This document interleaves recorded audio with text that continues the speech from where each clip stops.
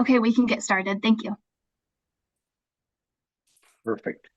Good afternoon and welcome to today's seminar and of our leadership series, The Role of the International Community in the Democratization of Venezuela. On July 28, 2024, Venezuelans voted to elect Edmundo González as the next president of the country. Following the election, tensions rose as the incumbent president, Nicolás Maduro, failed to recognize the result of the election and cracked down on protesters in the street. Over 2,400 people have been arrested as González fled the country and is now exiled in Spain. The next president is expected to assume office on January 10th, 2025.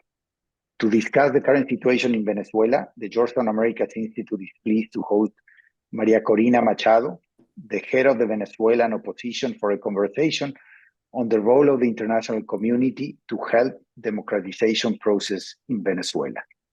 Joining me for this conversation is Georgetown Americas Institute Managing Director, Denise Yanovich. As you all know, Maria Corina Machado is a Venezuelan opposition leader, politician, and activist, known for her strong stance against the government of Nicolás Maduro. She has been a vocal critic of both Maduro and his predecessor, Hugo Chavez. Machado is the leader of the Vente Venezuela party, which advocates for a liberal democracy and free market reform. She gained prominence as the organizer of the Sumate organization, which played a significant role in organizing the 2004 recall referendum against Chavez. In 2010, she was elected to the National Assembly, but her term was cut short in 2014 when she was stripped of her seat for denouncing the government at the OAS. Since then, she has been a central figure in Venezuela's opposition. Machado has a degree in industrial engineer from Andrés Bello Catholic University and a master's degree in finance from Instituto de Estudios Superiores de Administración in Caracas. She was also part of Yale's University World Fellows Program in 2009. So we welcome Maria Corina. Let me tell the audience that the presentation will be in English. We have interpretation. For that, you just need to push on the interpretation button on the bottom of your screen. And at the end of the presentation that Maria Corina does, we will open up the session for a Q&A from the audience. Just send us your questions through the Q&A function also at the bottom of the screen. So again, Maria Corina, we're extremely happy to have you here at Georgetown, this time virtually, and we really hope to see you in person soon. And we also hope, that you, with the help of the international community, will be able to turn the situation around and that the election results will be fully recognized. And hopefully a new president will be inaugurated in Venezuela soon. So it's my turn, or Denise will take it? No, go ahead. I go ahead. Well, I'm very grateful to Georgetown Americas Institute and to both of you, Alejandro and Denise. This is a unique opportunity to convene our message to all students and members of the Georgetown community about what's going on in Venezuela, why this is a unique opportunity, not only for our country, but for the region, for all those who love freedom and democracy around the world, and why it is so important as well for the American society as a whole, and what it would mean for the whole hemisphere to find a solution fast and hopefully peacefully to this devastation of our country that has taken place for over 25 years. So I will try to put, a little bit in context what has happened these years and why I insist this is a totally different and unique opportunity to move ahead. You all know that 25 years ago, and before, Venezuela was one of the richest, wealthiest countries in the region. And in 25 years, the system has destroyed not only our wealth. Today, Venezuela is even poorer than Haiti, but has destroyed every single democratic institution, Venezuela used to be a world player in energy. Today is a marginal player in the world in the energy sector. Venezuela used to be a place where citizens from all over the country would come to develop their life projects. And today, almost a third of our population has fled. So this situation has been, deteriorating as the regime gets tougher and tougher in terms of persecution, violations of human rights, and lately crimes against humanity. Perhaps other societies would have surrendered, but we have decided to fight. And we have done everything you can see in a textbook. I mean, we have huge, massive protests in the streets. We have had international pressure. We have had over 30 elections. And it hasn't worked because the regime had a lot of resources, a lot of international support, and no scruples whatsoever. But at the beginning of last year, only a year and a half ago, once again, the country was deemed hopeless. People thought there was nothing we could do before perhaps 2030, where the next election cycle would come. And we decided, people from different movements and parties, that we have a real chance, that the love for freedom was real and present in our country, and the will to fight as well. And we decided to go all over the country, tearing down the barriers the regime had built among us, dividing us, in rich and poor, black and white, right and left, those who stayed here, those who have left. It was a strategy to antagonize, to fracture society. And we were able to reach into, I think, the soul of the Venezuelan people. All of us have one strong longing. We want our kids back home. We want our families together. We want to live with dignity. We want to have, productive jobs and that we can be proud of and independent. So this feeling spread, and we had the opportunity to come up with an idea that was very, powerful. And it was to hold a primary election run by civil society without the tyranny getting involved whatsoever, so that Venezuelans felt they had the power to choose after 25 years and choose a leadership in which they could trust. It was a huge challenge. We had no money, we had no media, we had no support in the country. The regime put all kinds of obstacles, and we managed to organize this epic event. We were just a few days away from our first anniversary on October 22nd. The regime underestimated us. They thought people weren't going to be enthusiastic, wouldn't, risk themselves to participate. And almost 3 million Venezuelans did. It was massive. It was, for me, that point of inflection in which we all realized as a society the strength we had and the capacity to organize. And that started a roller coaster towards the electoral process. The first thing they did after I won the primary was they banned me from participating, and we had to choose an alternate candidate. The person I chose we chose with the Unity platform and other parties, was a professor called Corina Joris. She was denied to register as well. So finally, we were able to have Edmundo Gonzalez, former diplomat, very well respected gentleman, be registered. But as you can imagine, the regime did everything to stop this movement from growing. And the thing I remember the most is all the time I heard it was impossible to do it.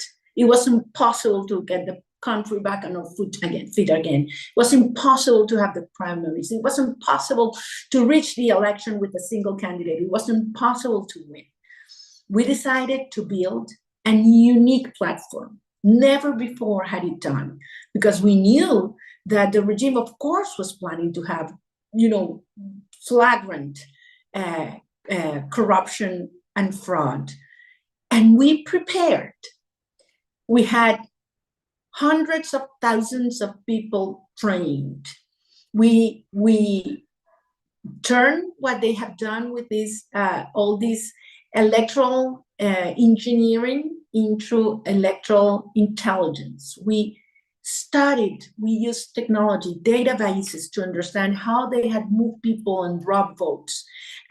We created a platform so strong that we could have people in every single polling station all along the day monitoring, and we would have permanent contact knowing what was going to happen.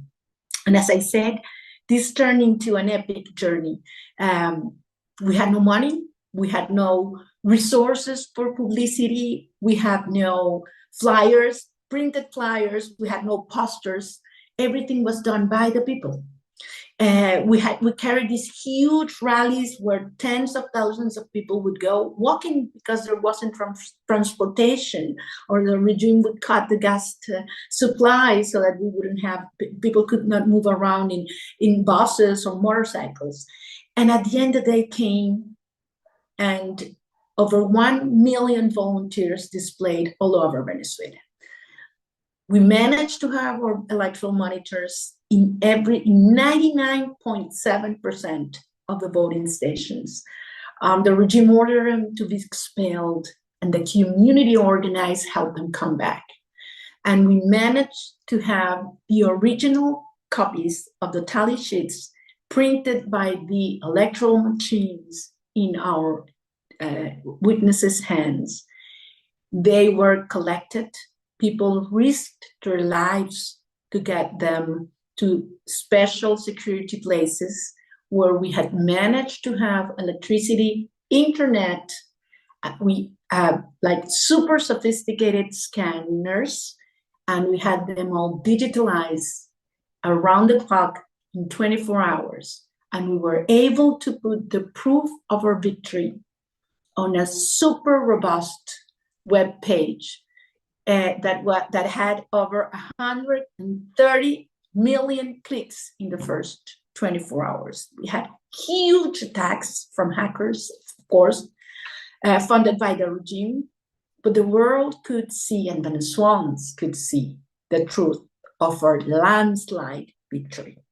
We won by 70-30 the votes, but if it had had minimum competitive conditions, if the Venezuelans abroad would have been allowed, it is their right to vote, we would have won at least 90-10.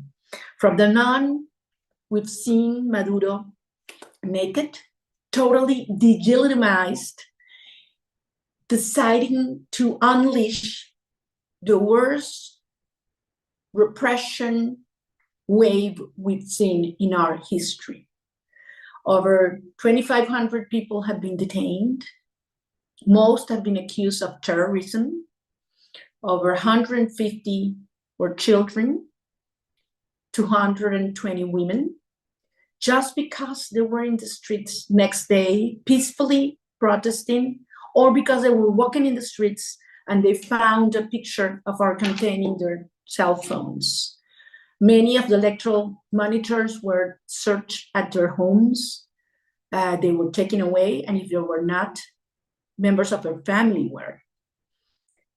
Children have been hurt badly. And as I say, they have been forced to accuse themselves, to declare guilty if they want to have lower number of years in prison. This has gone to a point that the Inter-American Commission for Human Rights have labeled it as practices of state terrorism. And just this morning, the final report of the fact-finding missions of the United Nations stated that Maduro has committed crimes against humanity. So we are in a point in which Maduro is more isolated than ever. He's entrenched within the top brass of the military, and everything he's got left is violence and repression. That's all he's got left. That is not a sign of strength. It is a sign of desperation, but it can be, and it is certainly very dangerous for those of us who have decided to stay here and fight and move ahead. So in order to have a transition to democracy, we need to reach a point in which Maduro has incentives to negotiate. And that requires to reach a point in which the cost of staying in power overweights the cost of leaving power. And we are not there yet. We need to move fast. We need to make them, the perpetrators, clear that those who have committed crimes against human rights will be held accountable, and that the resources that regime uses for repression and persecution that come from illicit activities will be blocked. It is much that the international community should do. We are almost 3 months away from July 28th, a day that has changed the history of Venezuela, and I would say of the whole region. We have to stop this journey from prolonging, because that would mean perhaps millions fleeing the country, going all through Central America. Many will reach the south border of the US. We don't want them to go. Actually, we want to have those who have left come back home and rebuild a wonderful and extraordinary nation. And in order to do that, we need you. We need all of you right now. We have turned Venezuela into a global cause. I think it is clear why Venezuela is a strategic conflict and priority that should be solved for the US national security as well as the rest of the hemisphere. We are committed to do that. We will never surrender. We've never been able to come this far. We are a united country with a legitimate leadership, with a unified opposition, with a robust strategy, and with the support of all freedom-loving citizens around the world. So this is a unique and decisive moment. And I ask you to trust us and to be part of the transformation of the history of Venezuela and our region. Thank you very much. Thank you so much, Ms. Machado, for your intervention. While we receive questions through the Q&A, so people on Zoom, if you want to submit questions, please use the Q&A function. I want to start us off with the role of the international community. You mentioned that you need the international community to put pressure on Maduro to make the cost of remaining in power larger than the cost of leaving. When you think about the international community, who are the key players in your view? And what are the tools that are available for these key players to exert that pressure on the Maduro regime? Well, it is important to understand that Maduro has turned Venezuela into the criminal hub of this hemisphere. Maduro has close ties to Russia, Iran, China, Syria, of course, Cuba, but also to irregular groups such as the Colombian guerrilla, the drug cartels, Islamic terrorist groups that have found in Venezuela all sorts of logistical services, going from using our financial sector in the past to getting Venezuelan passports. So this is an issue that concerns, well beyond our our borders. Also, many of these actors actually support a regime in order to get destabilization in the region, and also pressure on the United States as well. So there's a wide range of tools in the diplomatic level, at the international justice level. It is also from an approach of law enforcement towards the irregular or criminal networks that operate in Venezuela. Certainly, there is issues that are to do with letting the regime know that that they will pay a high cost if they violate human rights, and that's why we believe the international justice and the International Criminal Court should act promptly as well. And finally, there is how to make those who support the regime understand that this is a system that will not be sustainable from the financial perspective. I am seeing, and this is truly important, a significant change in the position of non-conventional stakeholders, such as Venezuelan creditors, that used to be supporters of the Maduro regime, but that have finally understand that they will not get paid if Maduro stays in power. Now their incentives have moved on the contrary direction, and this is the kind of reactions and persuasions that we need to get on other actors and unconventional stakeholders that have interest in Venezuela as well.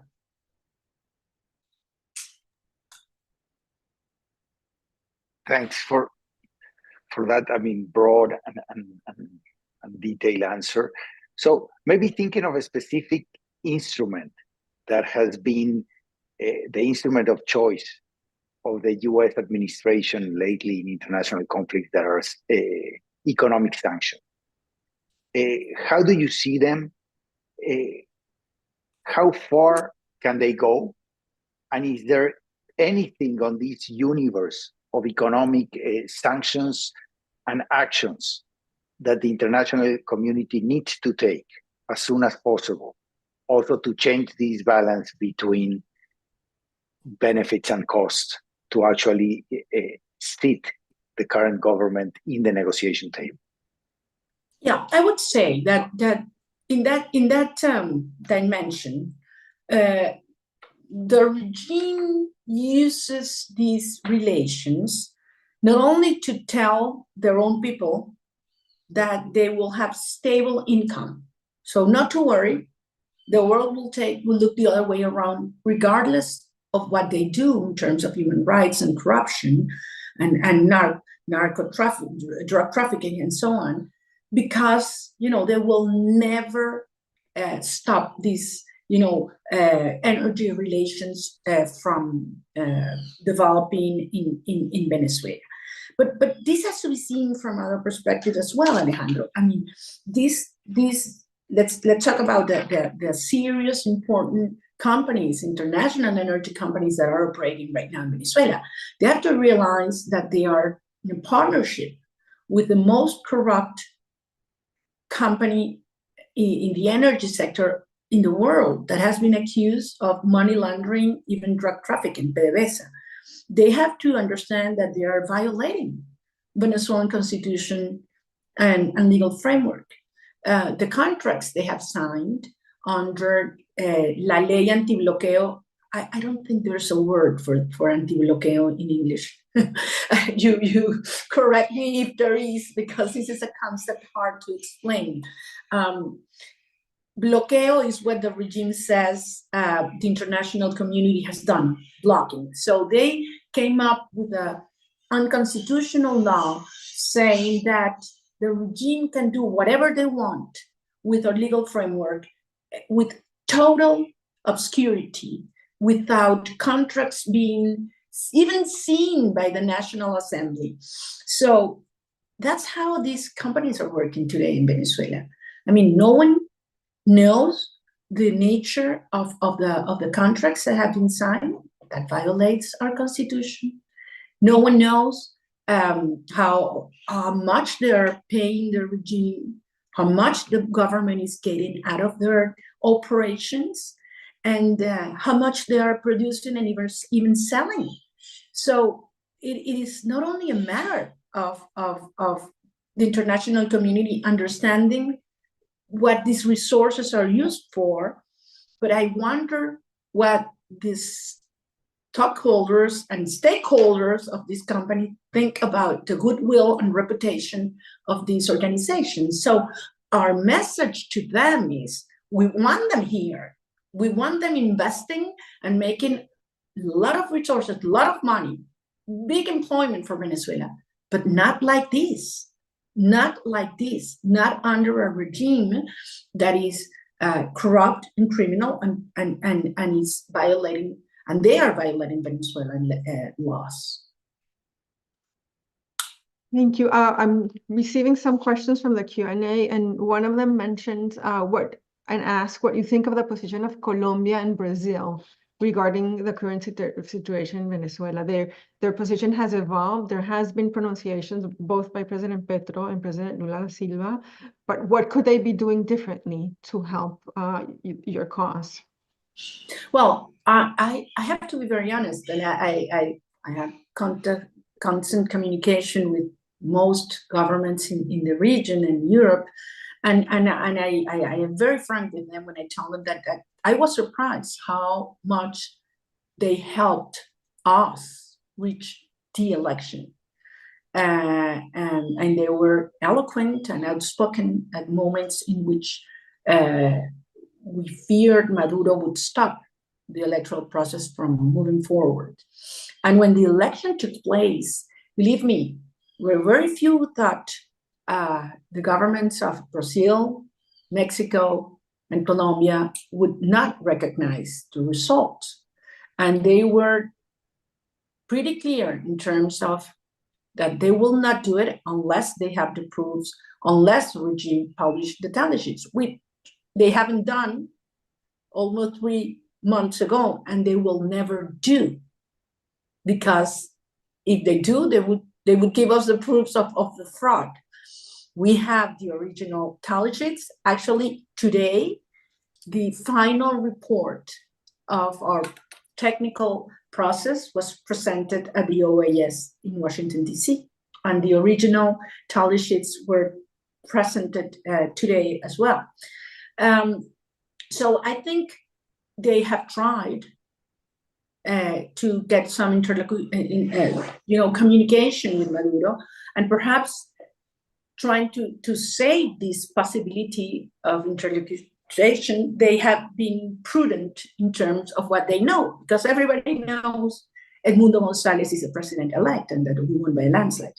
But I think clearly the strategy is not working, and I think they both, if they want to be useful to this process, and if they want to prevent the consequences of prolonging this tragedy in Venezuela within their own countries, they have to change the strategy, and they have to understand that until Maduro doesn't have real incentives to negotiate, he won't even answer their phones. And that's exactly what's happening right now. So, I mean, we're getting so many questions. Let me group them maybe in 3 or 4. So the first one is, I mean, what role did Russia, Cuba play, I mean, helping Maduro during the election? And I mean, you already mentioned the role that they have been playing, keeping the regime in place. But I mean, if you can expand on their role in Venezuela in the last 10 years, and more specifically on their role during the election. Several students are asking what can they do to help Venezuela from outside. So what should be the role of the international youth in helping Venezuela? And something that, I mean, sometimes as Latin Americans, we see how other regions of the world really mobilize when they see a country in their region or so close to their regions really going through a very difficult situation. And I mean, the Venezuelan migration process has been one of the largest in the world. As you said, I mean, the economic crisis in Venezuela has been maybe the largest on record in any Western economy, except maybe Germany after the Second World War. And I think so far, I mean, societies in Latin America have not mobilized as much maybe as we should. So I think this question of the international youth, I mean, what else can they do? And there's another one that I know there's significant differences, but one student that some Western countries say that they don't want to repeat the strategy of 2019 and support an interim government. How is this time different? How can human rights violators be held accountable? So yeah, basically going back to 2019, differences between 2019 and I think I'll stop there and then let Denise, after your answer, group a bunch of the other questions. Well, yeah, we could talk for hours. Let me try to be as fast as possible. Well, how to get human rights violators accountable? Make all the information public. I mean, the international justice has so much information that has not been disclosed yet. Let that be known, and then take action. I mean, it is inconceivable that, for instance, the European Union took away Elvis Amoroso, the president of the CNE, it's the sanction he had, in order for them to invite the European Union electoral mission to come to Venezuela and observe the elections. They invite them, then they take away the invitation, they commit this huge fraud, and the sanction has not been in place yet. So it's like, I mean, they're mocking the international community. After 3 months, the perpetrators, they all know who they are. United Nations have, explicitly explained the fact-finding missions, the crime they have committed, and they have been not been held accountable of it. We believe the International Criminal Court that has been for 10 years taking, care of Venezuela, in 5 years investigation, nothing has happened. So the message they send to Maduro is that the cost of repression is zero. You can kill people, you can disappear people, and nothing will happen to you. This has to stop immediately. And then I go to what youth could do. And sometimes you find in older generations that cynicism, that nothing will happen, there are double standards, people don't care about principles, it's only about interest. And that's not the case. I mean, what I've seen in Venezuela these last 2 years is part of that cynicism as well, that people do not care about abstract values. No, they do care. People want to hear the truth. They want to see people acting with decency, with dignity. And that's exactly what's happening in Venezuela right now. So I think that, students all over the world, I imagine getting them together and demanding their respective governments to act in concordance to what they say. So we need to move from, joint statements to joint actions. And we need to push governments and other actors in that direction. And finally, yes, a lot of people wonder what makes it different from the 2019 experience. And I think we have learned from every single one. We all have committed, mistakes, and we have had great successes in the past. And we have learned from it. That's why where we are right now.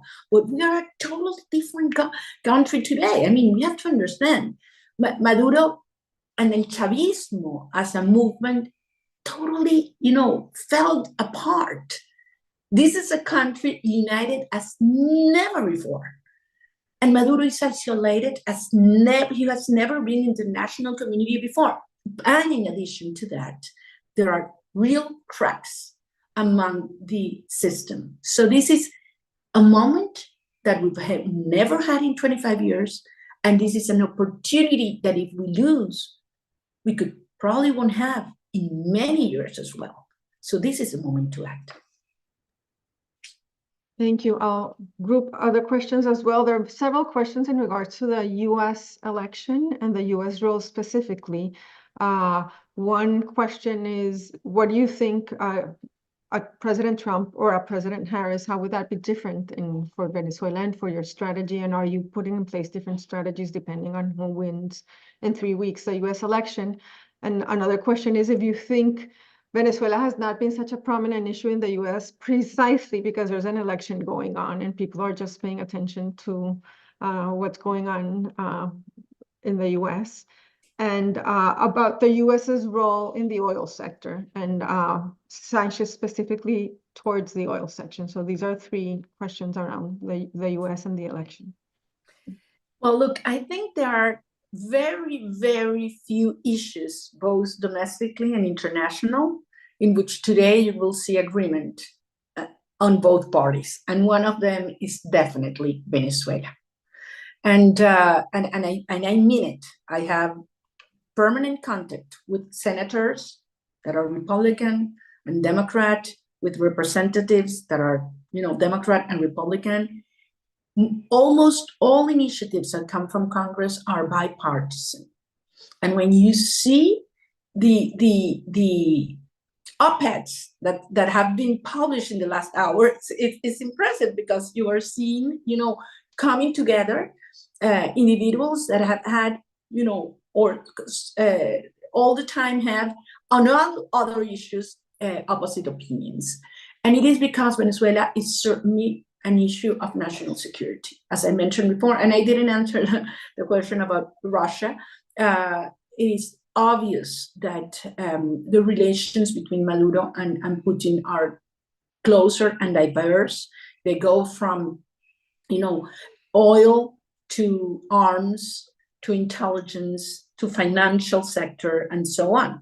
And also because the relation with Iran, which has been growing, as we know, and because of the way Maduro has, as I mentioned before, offered our country as a safe haven for many of these criminal groups, and also because, and that brings me to your third question, is Venezuela is the biggest opportunity in the Americas for the energy sector. No other country has the potential Venezuela has, not only because we have the larger oil reserves in the world, we are the 8th country in terms of gas reserves in the world, we are the 11th reservoir of fresh water in the world. So, and we are only 5 days away by ship to the Gulf of Mexico, and Venezuelan metrics of oil matches perfectly with the US refinery system. So it is inconceivable that from the energy perspective sector, it is not understood that as long as Maduro stays in power, there's no way Venezuela will be able to take advantage of that potential. Venezuela is today the last country globally, I'm talking the last country in terms of rule of law. Just last week, the World Index Project presented the list. I don't know if you saw it, 142 countries. Venezuela is in the last place. So imagine if you were sitting in the board of some of these companies, if you were willing to invest billions of dollars in a sector that requires long-term to get payback in a country that, has expropriated and confiscated other oil companies. So I think the role to play in the energy sector for the US is huge. There's no other partner in the region as Venezuela. And we are ready to transform Venezuela from the criminal hub of the Americas in the energy hub of the Americans. And that can be done really fast. But first, we have to have a transition to democracy. Yeah, there's one question on how confident are you on the International Criminal Court?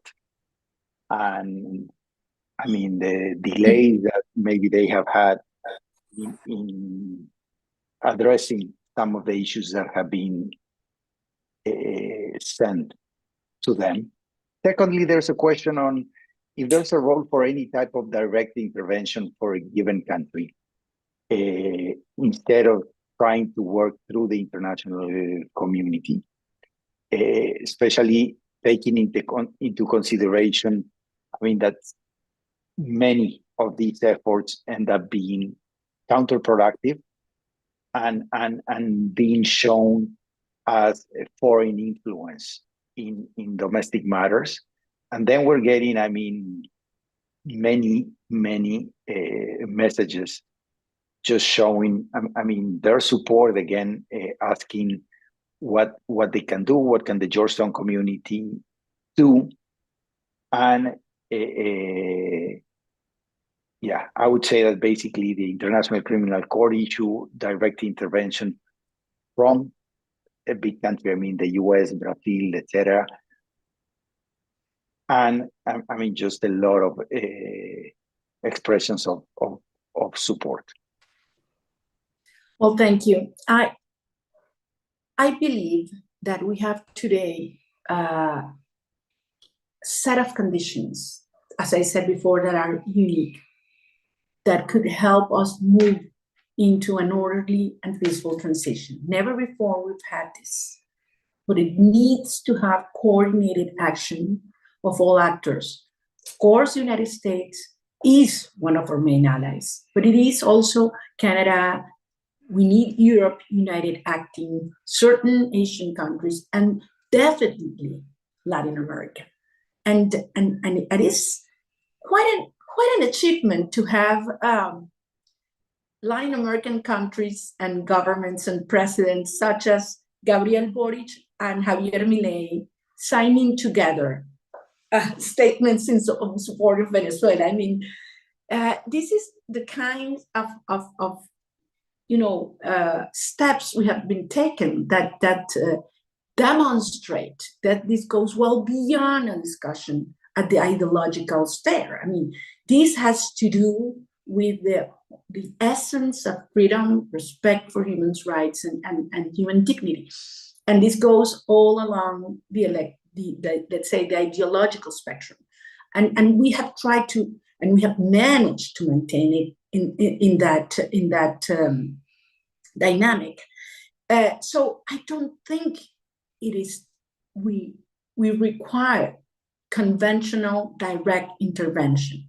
What we need is intelligence action, but also prompt action, because we can lose momentum. We could see this window of opportunity be closed. And in that sense, I think it is a lot that civil society, and especially the academic community, that can do. In the US, it's super influential. And this is a moment we need to speak up.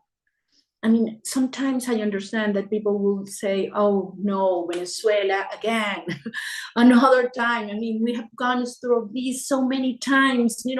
It's always that we are, close to a solution and then it's all lost. It's true, because we're facing a regime that is unprecedented. And we have learned a lot, and we have paid a huge cost in lives. But I think this is a moment in which we have to show the world that this is different and why it is different. We need to speak out, we need to tell the truth, and we need to believe in people. Because you know what, Alejandro, I've seen, during these last 2 years, all the experts, academics, scholars, analysts, pollsters, produce these very complex scenarios with 100 variables that were all interconnected, but there was one missing, always one variable missing: the people. People didn't care. They were not there. As if it wasn't important what the people felt and were willing to do.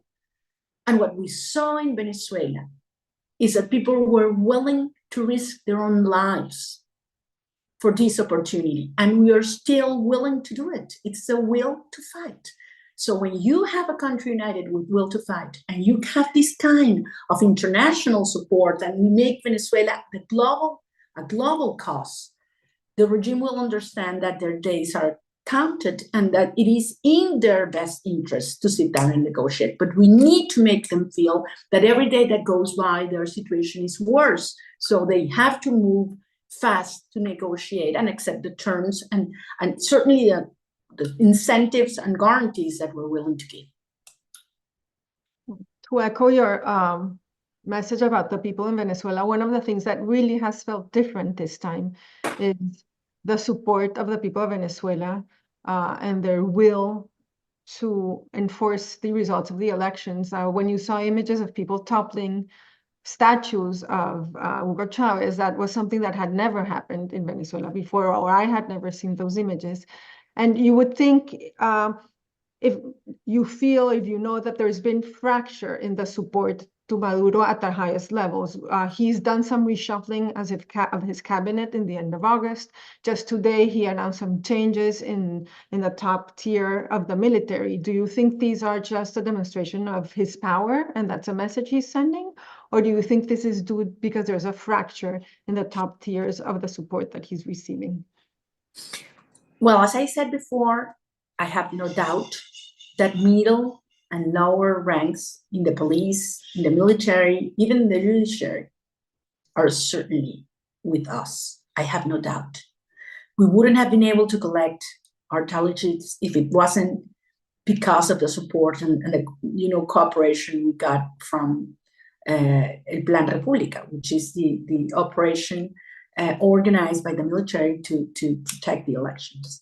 And certainly we've seen, and in the last weeks, many military have been detained. There is no precise information, but information that has been publicly shared is that we're talking about over 400 or even more militaries that have been detained. And as you say, in the last hours, very important shifts have been done that involve people that have been loyal to the revolution, to the system for many years.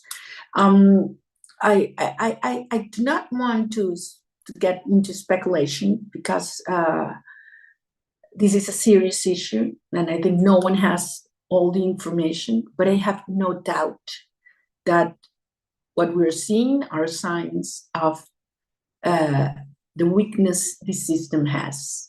And many are delivered to their own people as a threat to their own people, because they fear this process of just dissolving. This makes it a very dangerous moment, certainly for all of us. I mean, there are priests that are being persecuted just because they held a mass for political prisoners in Venezuela.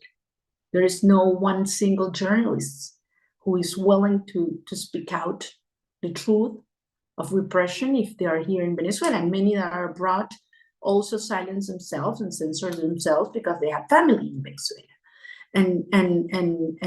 And it is a moment in which the Maduro is trying to also to produce divisions among the opposition leadership, going against some and not the others, and offering all kind of deals. That will not happen. It is not working. It will not work this time, because we went through a process of legitimacy of what the Venezuelan people want as their leadership and as the strategy to follow up. So we really need you. We really need you speaking out and understanding that the tool that is the most damaging that this system have is not, lies or terror. It is when they get to demoralize our people, when they get to doubts in your soul that the destiny of this struggle is freedom and families together. I mean, we cannot let that happen. We have strength. What we have achieved is epic, and we are going to build on that until the end. One question that just came in, and maybe, by reading it, I realized that maybe in the past, and as part of the international community, when I was at the International Monetary Fund and with some of your colleagues, maybe we worked too much on the day after and not so much on the day before, and making the day after happen. But the question that comes in deals with the day after. What would a transition to democracy in Venezuela look like? Is there any model of democratic transition that you would take as an example? So yeah, the question is a little bit transitional justice, democratic transition, and eventually economic transition, as you mentioned, the rebuilding. Yeah, well, Venezuela. we have been unique in the ways we've managed to deal with the many years before the D-Day. And of course, we have to take care of the day before, as you say, but the day after has to be already thought about and worked about, because it will be a very unstable moment. And certainly there will be forces that would like it to not to succeed. So we need to understand, Alejandro, and you know that better than many, what it means to move ahead a process such as this when you have a financial crisis, an economical crisis, a security crisis, a humanitarian crisis, a national sovereignty crisis. You have an indebted country and not one single institution in place. I mean, I think this is unique. And I think the most important choice will be how to get the right people that are, that share values, that give trust to the Venezuelan people, that are knowledgeable, that are, representing different sectors, and that we know what to do. And we have, our plans on hand. We need to create trust in Venezuela so that we will have partners supporting this process, not only the multilaterals, but in very important corporations in different sectors that will be invited and attracted to invest in our country in order that we can create productive jobs in a very short term. So I have so much trust in our people. I mean, even though those that have left, that have had, great opportunities to get education and experience, I know many are willing to come back, in the health sector, in the education sector. And this creates an unique opportunity. How many societies in the history of humankind have to start from scratch? Really, we have the chance to design the incentives in the Venezuelan democratic institutions so that they create, solidarity, opportunities, productivity, excellence, and justice. So I think we have a unique opportunity. It will be a great challenge for Venezuelans. It will be a great challenge for many institutions, including the FMI, the IMF, at the moment. Thank you all. We have 4 minutes left, and I would want to ask you one question and then leave you an opportunity after that to end with a message that you want to send to the people that have tuned in today. But my question is specifically of the Venezuelan diaspora. We know that an important portion of the Venezuelan people have chosen to migrate because of the lack of opportunities. What would you tell them and what their role can be in this moment? And then you can. Well, actually, the Venezuelan migration crisis is the largest in the world today, larger than Ukraine, larger than Syria. Imagine what it would mean for your countries if more than a fourth, almost a third of your population would have left. In terms of the human talent, but also in terms of the pain of having families that are, separated and have no idea when they are going to be close again, because those who are here cannot leave, those who have left cannot come back. So our diaspora is formed by incredible people, super talented, that have gone to every single corner of the world, but that have, this close tie to Venezuela. And most of them want to come back, even though some of them have gone quite some years ago. And this, I know this for sure, because I'm in contact with many organized groups all over the world. And that's why they tell me, we're counting the hours to come back. I dream of starting a business. I dream to go back and see my family, and so on. I ask you, how many causes today can get people out, mobilizing, organized in more than 500 cities the same day?